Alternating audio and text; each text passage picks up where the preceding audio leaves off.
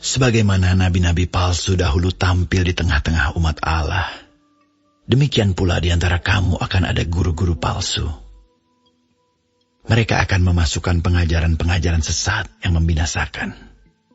Bahkan mereka akan menyangkal penguasa yang telah menebus mereka, dan dengan jalan demikian segera mendatangkan kebinasaan atas diri mereka.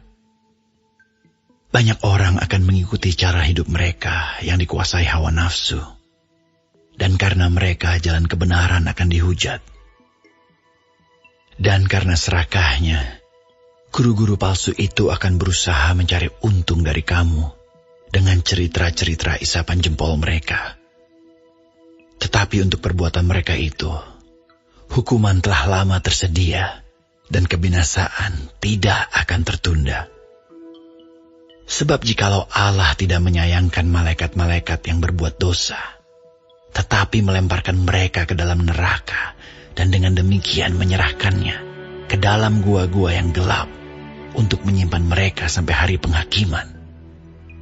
Dan jikalau Allah tidak menyayangkan dunia purba, tetapi hanya menyelamatkan Nuh, pemberita kebenaran itu, dengan 7 orang lain ketika ia mendatangkan air bah atas dunia orang-orang yang fasik. Dan jikalau Allah membinasakan kota Sodom dan Gomora dengan api, dan dengan demikian memusnahkannya dan menjadikannya suatu peringatan untuk mereka yang hidup fasik di masa-masa kemudian, tetapi ia menyelamatkan Lot, orang yang benar, yang terus-menerus menderita oleh cara hidup orang-orang yang tak mengenal hukum dan yang hanya mengikuti hawa nafsu mereka saja. Sebab orang benar ini tinggal di tengah-tengah mereka, dan setiap hari melihat dan mendengar perbuatan-perbuatan mereka yang jahat itu, sehingga jiwanya yang benar itu tersiksa.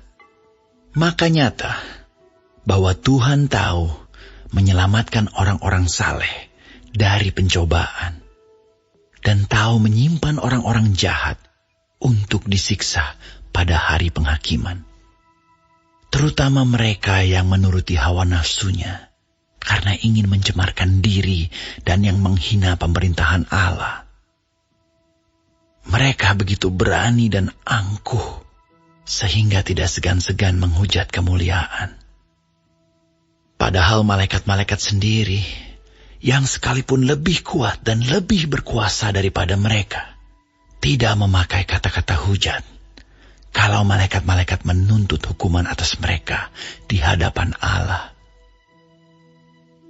Tetapi mereka itu sama dengan hewan yang tidak berakal, sama dengan binatang yang hanya dilahirkan untuk ditangkap dan dimusnahkan. Mereka menghujat apa yang tidak mereka ketahui, sehingga oleh perbuatan mereka yang jahat, mereka sendiri akan binasa seperti binatang liar dan akan mengalami nasib yang buruk sebagai upah kejahatan mereka. Berfoya-foya pada siang hari, mereka anggap kenikmatan. Mereka adalah kotoran dan noda yang mabuk dalam hawa nafsu mereka kalau mereka duduk makan minum bersama-sama dengan kamu. Mata mereka penuh nafsu zina, dan mereka tidak pernah jemu berbuat dosa. Mereka memikat orang-orang yang lemah. Hati mereka telah terlatih dalam keserakahan. Mereka adalah orang-orang yang terkutuk. Oleh karena mereka telah meninggalkan jalan yang benar, maka tersesatlah mereka, lalu mengikuti jalan Bileam, anak Beor, yang suka menerima upah untuk perbuatan-perbuatan yang jahat. Tetapi Bileam beroleh peringatan keras untuk kejahatannya.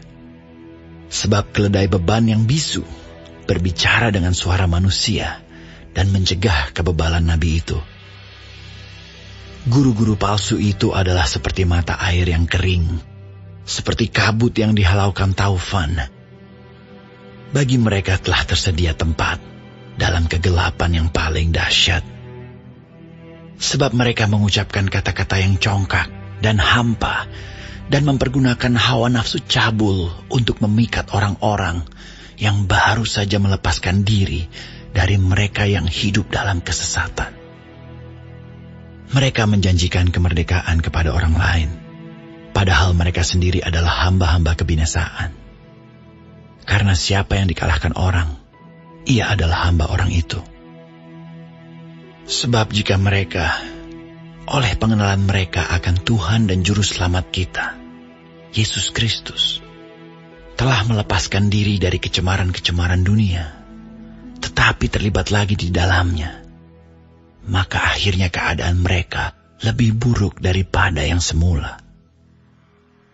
Karena itu bagi mereka adalah lebih baik jika mereka tidak pernah mengenal jalan kebenaran daripada mengenalnya, tetapi kemudian berbalik dari perintah kudus yang disampaikan kepada mereka. Bagi mereka cocok apa yang dikatakan peribahasa yang benar ini. Anjing kembali lagi ke muntahnya, dan babi yang mandi kembali lagi ke kubangannya.